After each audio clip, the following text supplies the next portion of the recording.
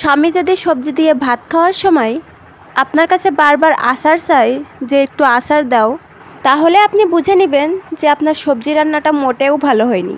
এখন আপনার সবজি রান্নাটা ভালো হয়নি এটা স্বামী বলেছে বলে আপনার মন খারাপ করার কিছু নাই। আপনি আরও খুশি হবেন, কারণ সবজি ভালো হয়নি এটা বড় কথা না, কারণ সবজি যে ভালো হয়নি এটা বলার মতো সাহস আপনার স্বামীর নাই। তার মানে আপনার স্বামী আপনার পুরোপুরি হাতের মুঠোয়। ইয়েস, খুশি হয়ে যান।